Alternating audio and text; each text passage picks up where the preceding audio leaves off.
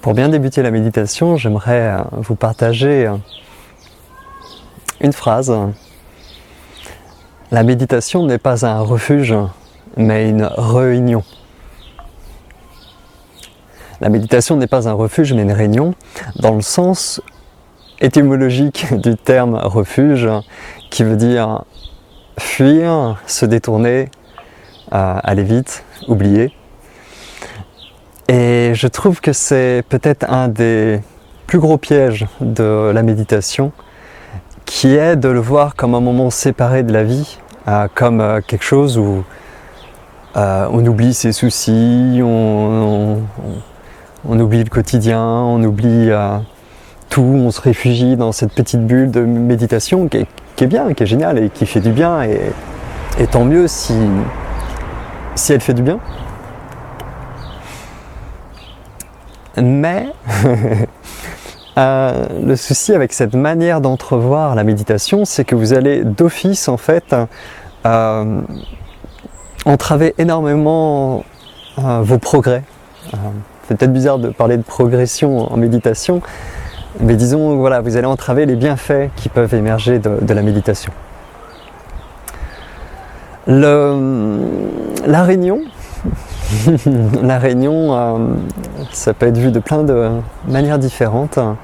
Déjà, dans l'écoute de la respiration, qui est une des pratiques de base de la méditation ou de beaucoup d'autres disciplines de base, pas parce qu'elle est faite pour des débutants, mais de base parce qu'elle va fonctionner comme un ingrédient fondamental pour construire tout le reste. Voilà.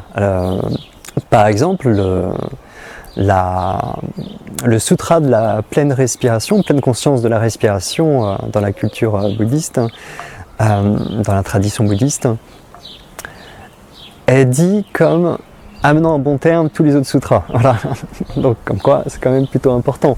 Toute leur pratique quotidienne se base énormément sur l'écoute de la respiration, dans d'autres disciplines, dans la tradition taoïste aussi, où l'écoute de la respiration est une part très importante, et elle est pratiquée même par des maîtres qui en sont à plus de 30 ans de pratique, et pourtant ils continuent.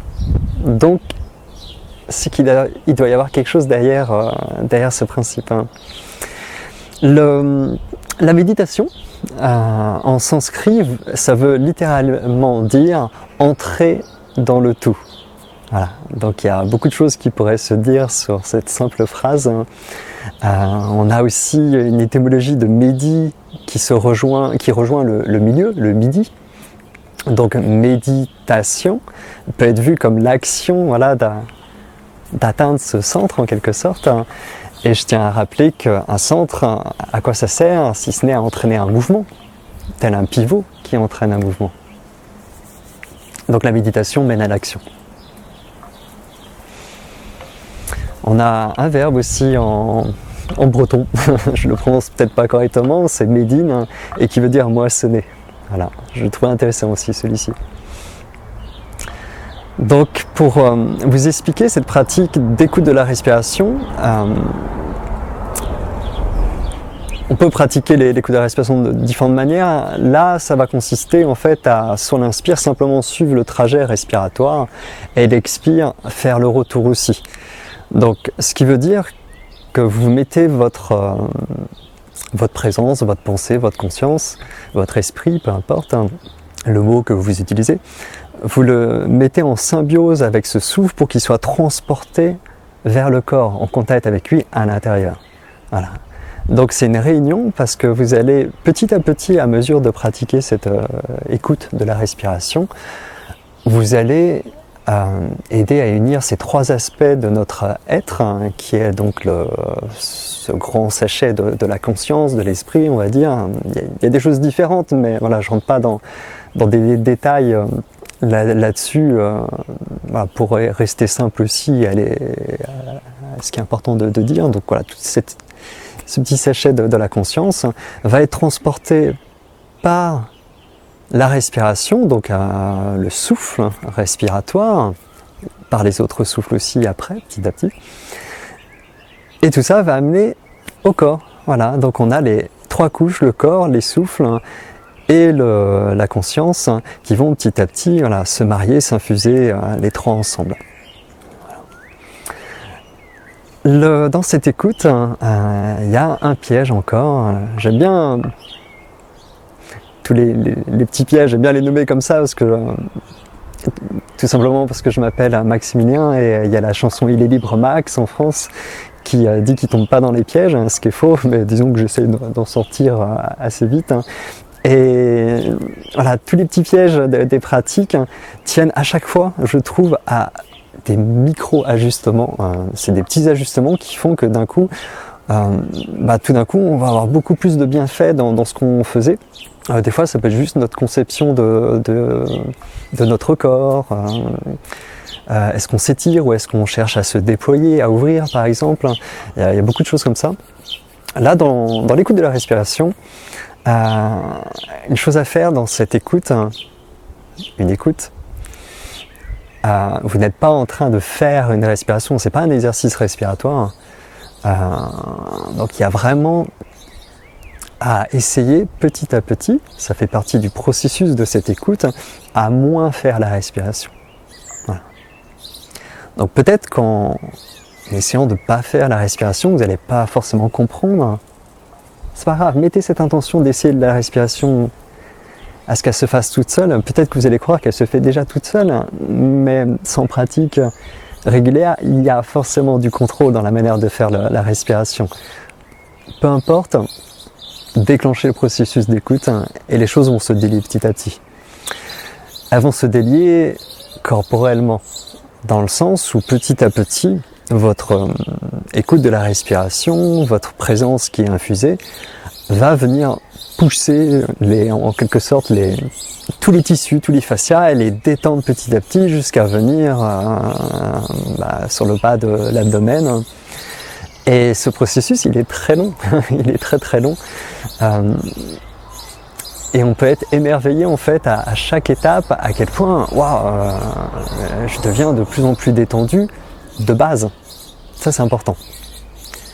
Vous voyez, on rejoint ce qui a été dit en début de la vidéo. La méditation, c'est pas ponctuel, c'est pas ça m'a fait du bien, ça m'a détendu, et puis il n'y a rien qu'à changer, il n'y a rien qui s'est incarné dans le quotidien ou rien qui s'est incarné dans le corps. C'est jamais blanc-noir comme ça, mais voilà, pour exprimer le principe. Et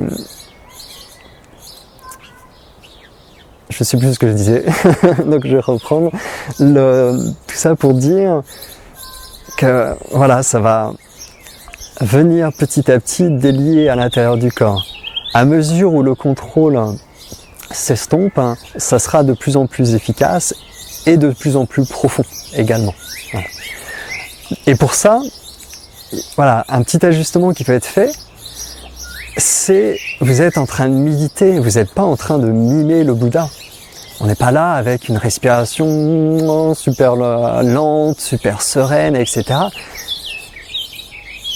On n'en sait rien comment est notre respiration. On n'est pas là en train de mimer le Bouddha, on est en train de méditer. Et peut-être bien que le Bouddha, des fois, il avait des respirations rapides aussi, on n'en sait rien. Donc, ce qui est important, c'est que votre respiration, laissez-la être telle qu'elle est, qu'elle soit lente, qu'elle soit rapide, peu importe. Laissez-la être telle qu'elle est et laissez-la être libre d'évoluer également. Dans le sens où c'est pas parce qu'une respiration elle a été lente à un moment ou rapide à un moment qu'elle va l'être juste après. Voilà, donc petit à petit, voilà, se questionner, écouter son ressenti pour affiner les choses et petit à petit avoir de plus en plus se lâcher dans la respiration. Pour vous donner un exemple, j'ai beaucoup travaillé des exercices respiratoires, alors pas des pranayama de yoga, mais il y a des choses assez similaires aussi en Qigong. Ou ne serait-ce que tout l'apprentissage d'aligner le corps aussi pour avoir moins d'efforts dans ce qu'on fait, pour que les mouvements soient plus naturels. Tout ça a fait que ma capacité respiratoire a beaucoup augmenté Travailler sur les alvéoles pulmonaires par exemple a beaucoup aidé. Et ça se voit pour courir, pour faire différents exercices physiques où le corps se fatigue beaucoup moins qu'autrefois. Mais quand j'ai commencé l'écoute de la respiration, que j'avais déjà fait, mais là, avec des petits ajustements, j'ai pu remarquer que ça avait beaucoup de mal à descendre. Et j'ai dit, c'est bon, je sais avoir une respiration très lente, en plus voilà, ça se voit quand même dans ce que je fais. Mais il y avait trop de contrôle en fait, qui a été très amélioré par la pratique, pour atteindre ces qualités. En soi, c'est pas mauvais, hein, ça donne quand même des qualités de corps, mais il y a des plafonds. On ne pourra pas atteindre autant de relâchement. L'écoute de la respiration permet d'augmenter ses capacités en quelque sorte, mais en travaillant par le relâchement, c'est-à-dire relâchement du contrôle, relâchement des tensions qui va suivre, physiques, mentales, etc. Donc il y a des bienfaits qui vont être plus profonds et qui sont assez incroyables. Voilà. Ces petits ajustements, c'est un petit peu, vous voyez, comme un gouvernail. On repositionne son gouvernail et au moins on a plus de chances comme ça d'arriver vers ce qui peut être entraîné par ces pratiques. L'écoute de la respiration, par exemple, dans la tradition taoïste, elle est balisée. Elle est balisée avec, suivant les écoles, 3, 5 qualités progressives qui vont émerger simplement à mesure de faire. Là, l'une va entraîner l'autre. Et dans les effets possibles, c'est très très très très très profond. Et c'est pas forcément ce qu'on s'attend de base sur les étapes.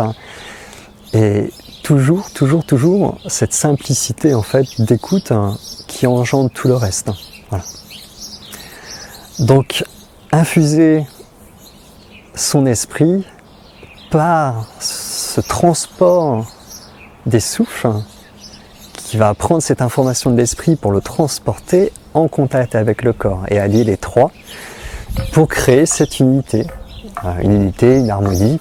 On va finir cette vidéo sur la phrase du début où la méditation n'est pas un refuge mais une réunion. Et justement, cette unité, cette union est un sanctuaire.